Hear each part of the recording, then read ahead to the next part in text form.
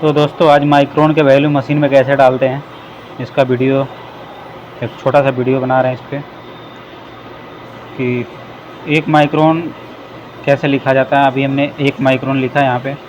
तो एक माइक्रोन जो मशीन में वैल्यू पड़ती है वो ऐसे रीड करती है कि 0.001 पॉइंट के बाद 2 जीरो और उसके बाद 1 लिखने पे हमारा एक माइक्रोन होता है। उसके बाद 10 माइक्रोन कैसे लिखते हैं? 10 माइक्रोन यहाँ 0.01 मतलब पॉइंट के बाद अगर 2 जीरो है तो एक माइक्रोन, पॉइंट के बाद अगर एक जीरो है तो 10 माइक्रोन। और 100 माइक्रोन कैसे लिखते हैं कि 0.1 मतलब पॉइंट के बाद 1 लिखा है तो ये हमारा 100 माइक्रोन। तो और ये 1000 माइक्रोन, 1000 माइक्रोन लिखने के लिए 1000 माइक्रोन 1 mm में हमारा जैसे 1 mm इक्वल टू होता है 1000 माइक्रोन। तो ऐसे ही कोई भी मशीन में वैल्यू डालने के लिए अगर 0.3 दिया है 0.3 तो हमारा 300 माइक्रोन। इधर जीरो लगे ना लगे, पॉइंट के अगर इधर कोई जीरो है, कितना हो भी जीरो है तो उसका कोई वैल्यू नहीं है। कि पॉइंट के बाद हमें देखना है कि पॉइंट के बाद कितना जीरो है। अगर 0.0 लग गया, अगर यहाँ 3 लग गया तो हमारा 30 माइक्रोन हो गया। 0.01 लग गया तो 10 माइक्रोन हो गया। 0.02 लग गया तो हमारा 20 माइक्रोन हो गया। तो पॉइंट के बाद अगर जीरो लगता है और उसके बाद अगर कोई वैल्यू लिखी जाती है तो ये होगा 20 माइक्रोन, ये होगा 10 माइक्रोन और ये होगा 30 माइक्रोन। और 0.0 अगर हमने 5 लगा दिया तो ये होगा 50 माइक्रोन। 0.06 ये लगा दिया तो हमारा 60 माइक्रोन हो गया। तो आइए मैं आपको मशीन में वैल्यू डाल के दिखाता हूँ।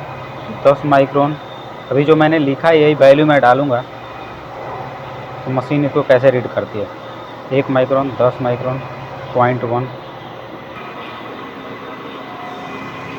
तो दोस्तों ये देख सकते हैं हमने आया यहाँ पे, और पहले मैं 1 माइक्रोन का वैल्यू डालता हूँ। यहाँ पे x लिखा है और मैं यहाँ लिखूँगा 0.001। ये होता है हमारा x माइक्रोन। उसके बाद हम यहाँ इनपुट कर देते हैं। फिर अगर मेरे को यहाँ 10 माइक्रोन डालना है तो उसको जाएंगे यहाँ पे और 0.01 मतलब पॉइंट के बाद देखिए, पॉइंट के बाद हमने एक जीरो है और पिछले बार मैंने डाला था वहाँ 2 जीरो था। तो पॉइंट के बाद अगर एक जीरो तो ये हमारा हो गया 10 माइक्रोन। ये हमने इनपुट कर दिया। फिर यहाँ 0.1 फिर लिखना है x 0.1 मतलब पॉइंट के बाद एक भी जीरो नहीं है तो ये वैल्यू हमारी 100 माइक्रोन हो गई। इसके बाद हम आपको दिखाते हैं x 0.5 कि पॉइंट के बाद केवल 0.5 है। 0.2 हो, 0.4 हो, 0.3 हो, 0.1 हो तो उसका वैल्यू सीधे 100 में जाता है। 0.5 है तो 500 माइक्रोन।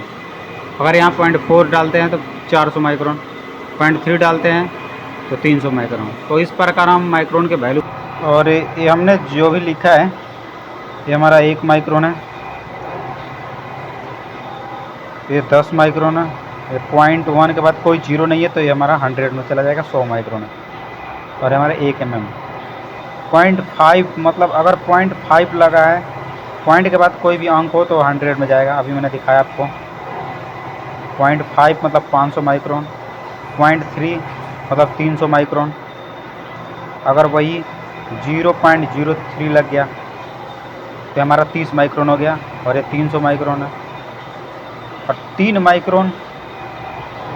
माइक्रोन लिखना हो तो 0.003। दोस्तों ये हमारा है 3 माइक्रोन, 30 माइक्रोन और 300 माइक्रोन। तीनों में अंतर क्या है? इसमें पॉइंट के बाद कोई जीरो नहीं है, पॉइंट के बाद एक जीरो है, इसमें पॉइंट के बाद 2 जीरो है। तो ये हमारा 3 माइक्रोन हो गया और ये हमारा 30 माइक्रोन हो गया और ये हमारा 300 माइक्रोन हो गया।